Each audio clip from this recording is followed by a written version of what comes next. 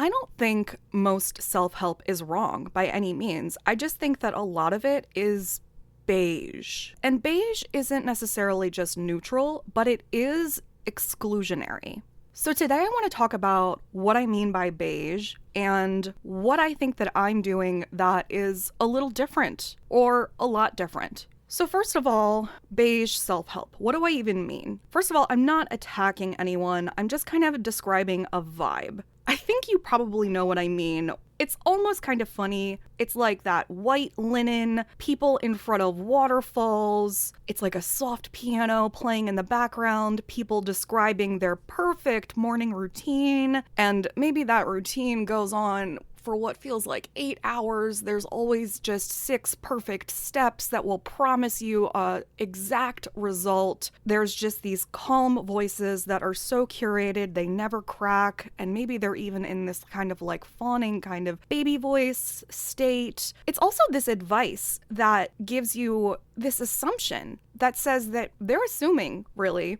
that you have stable energy and a consistent capacity, your emotions are neutral, and your nervous system never spikes, it doesn't freeze, it doesn't ricochet. And the thing is that, like, this does work for a lot of people. That's why it exists. There's nothing wrong with it. But it definitely doesn't work for everyone because I know that it doesn't work for me. And if I've learned anything, if one person raises their hand and has a question, that means that at least 3 other people have the exact same question. And that applies for things that don't feel right. Things that people want, things that people need. So if you are colorful or neurodivergent or intense, weird, tender, chaotic, or just feel like really alive, if you find these things that are these wonderful self-help spaces, they feel like they have all of these self-improvement practices and classes and guidelines and tactics and rituals and all of these wonderful tools and resources. But then when you get in there, you feel like you're walking into a room or an online space, any kind of community where everyone is whispering and you're just like the one that's breathing too loudly. You're the one that is dressed super weird. You're the one that's different.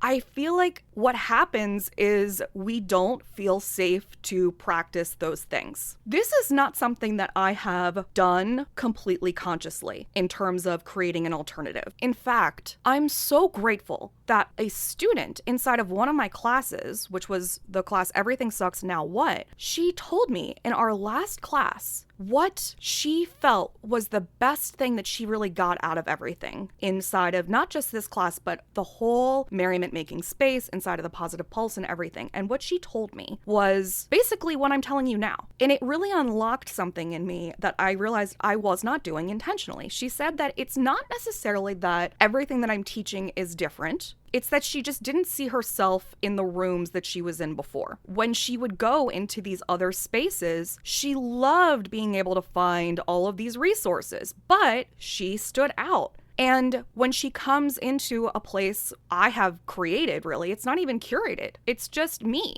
And the people that I end up attracting, you end up being able to see yourself reflected back at you in that space. And what I took away from our conversation was that it's like you can't feel safe to practice these resources, these tips, tools, whatever it is, if you don't feel like they're meant for you. So it's like you go to a class, a retreat, whatever it is, but if you're the only one that stands out and everyone else is like nodding along to certain analogies or metaphors or whatever, and you're like, wait, what? Then there's something else that's in your brain that's going to say, maybe these other things aren't for me either. So you subconsciously assume that those tools aren't meant for you either. And this is, again, not something that I was aware of. This is also a lesson in what I think actual authenticity is. I hate this word at this point just because it's been so overused and not properly used. But when you are really just yourself, without calming it down, without trying to fit into another world or space or community in a different way and fitting your round self into a square box or whatever it is, you end up being able to attract other people that are like you and end up making other people feel safe. This is so huge. This is like reframing failure as belonging instead of effort. when I've been thinking about this conversation that I had, I realized psychologically this goes even deeper because our nervous systems are not just learning information because we learn from safety. You can't play if you don't feel safe. You can't learn if you don't feel safe. You can't love if you don't feel safe. And our safety is so deeply social. So if you feel like an outsider, you're going to stay guarded. And guarded nervous systems are not going to be able to integrate practices. Then we end up blaming ourselves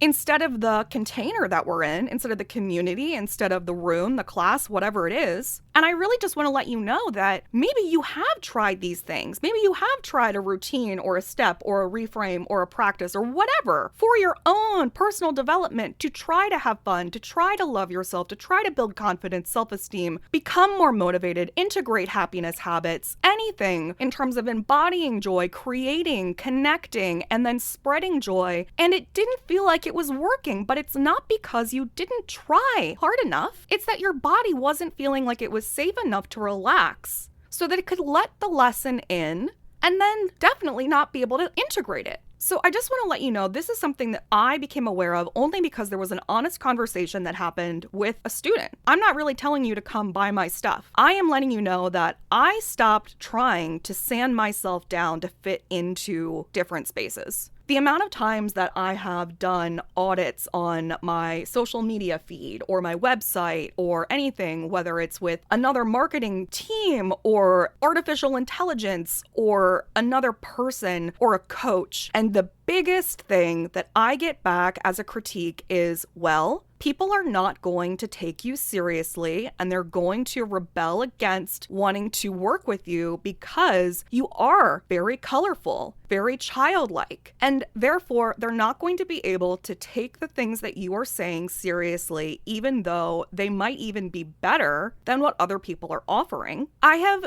definitely tried to take that advice into consideration, and I have tried to make things feel more, quote, professional and adult and all of those things. But it's just never going to work. It's never going to be me. And the best thing that ever happens is when I stop trying to do that, when I stop trying to be whatever professional looks like, whatever adult means, whatever it means to be respected by someone else, and I start creating spaces in rooms where the weirdness isn't a bug or a glitch. It's actually like the requirement for entry. I think what this really looks like is being colorful and being funny and absurd and being messy and acknowledging it and having emotion that can change in the middle of a sentence, changing my mind, dressing weirdly, also being around people who can stim and spiral and laugh and cry and then come back again. And again, you know, there are only so many different kinds of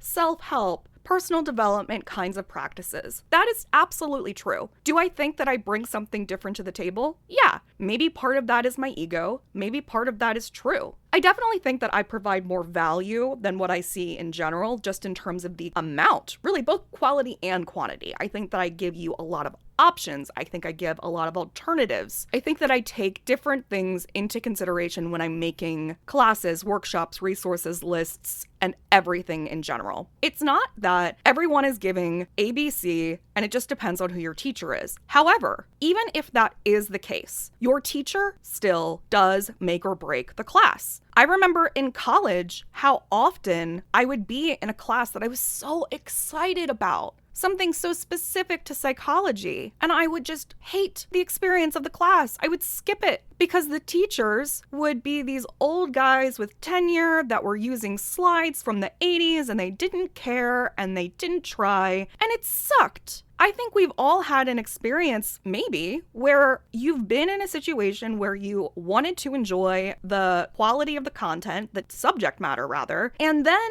what ends up happening is the person that's delivering it to you isn't the right person. That's why you need to have the right kind of coach for you. That's why you need to have the right kind of therapist, you know, all of it. Even you can think about a relationship, a romantic relationship. Are we really asking for different kinds of love within a relationship? Not really. We still probably want the exact same same values, the exact same behaviors in a romantic relationship. But the person that's giving them to you is who matters. It's that feeling, it's that undescribable, non-verbal message that you're receiving. For a lack of a better term, vibe. But it is still the same nervous system work. It's the same psychology. It's a different space, a different container. So if self-help has not worked for you, I just really want to drive home the fact that that does not mean that you are resistant or lazy or broken. Maybe it means that you have been trying to heal and work and practice in spaces that weren't compatible for your nervous system, for your personality. So if you feel like that makes sense to you and that's like, oh my gosh, absolutely, maybe that's what it is, you're definitely not alone, and you're not late. You're never too late. That's another thing. We're not too old. We're not too anything to try again. And if you are looking for a place where you don't have to become beige to belong, then I would love for you to come play with me. Come play in the Positive Pulse. You can get a 7-day free trial before you're charged. And then even when you are charged, it's only 89 cents for 250 resources. It's wild. It's truly wild. So that's just kind of like your little option, open doorway to see if maybe that's the kind of thing that your nervous system is looking for. Your happiness doesn't have to get quieter. Maybe it just needs to be, even if it means that working with me is the wrong thing and you need something different. Whatever works for you is the right thing. So let that be your answer in your gut and your intuition. And if you do want to work with me, go check out uncustomary.org. And if you want to try the Positive Pulse for the free trial and 89 cents for so many resources, uncustomary.org/pp. PP for Positive Pulse. I love you. I hope that you're having a wonderful day. Remember that you got to feel good to do good. I'll see you next time. I went to a concert last night. I talked to new people. I didn't have a single worry about what people were thinking of me. Fuck yeah. Okay, so let me ask you, how do you feel like that is different than had week one version of you done that? What do you think would have been different? I wouldn't have talked to anybody new. Okay, wow. That's amazing. I'm so proud of you. Are you feeling like anything in this class or just in general with like in the Positive Pulse or whatever has helped you, and how? Honestly, I mean, I'm learning more in my life how important community is, and having a community of people who are like me, who are making positive a life choice. It's the community of the Positive Pulse. It's definitely the community. And this class is just like cementing it in. It's seeing it consistently put into practice in the community. I used to hear so many people say, oh, your community, and I'm just like, yeah, bullshit. But now that I'm like actually experiencing it, being around people who look like me, who act like me, feel good about it. I've been in the positive thinking communities where everyone wears like off-white and beige, and I'm like, Right, right, right. but it's just like, it's not It's not me. for I you. don't Yeah. wear off-white and I don't wear beige, and that's not my kind of being embodied. And to see you doing it and to see everybody here and to see it working, it really is, you are what you eat and what you see mentally. And I spent a long time in a beige community, and they were great and helpful, but it just felt there was this discordance in me that like, this is not who I am. It makes you think, well, maybe I'm not meant to be all of these things. But then when you come and Yeah. see people who are just like you or very close to like you, doing all this, all the things that you want to do, even if the words were exactly the same, it would make a huge difference. The Yeah. last beige group I was in, they were really saying, well, you become like your closest 5 people you know or It's something. true. And I was there and I was doing all the things and doing all the practices, and they're a bit different here, but the soul of the practices are the same. I came here and I'm like, whoa, people like me. I'm a believer Interesting. now. Even on the days like I miss logging in, just knowing you're there. Just knowing that if like I trip and I fall, I can go right to the library and grab a resource. I know that it's there. I know that it's colorful. I know that it's going to resonate with me. It's like a source of strength. It bolsters my internal strength. That makes me so happy. Thank you so much. I'm so glad you're here. It's just the truth.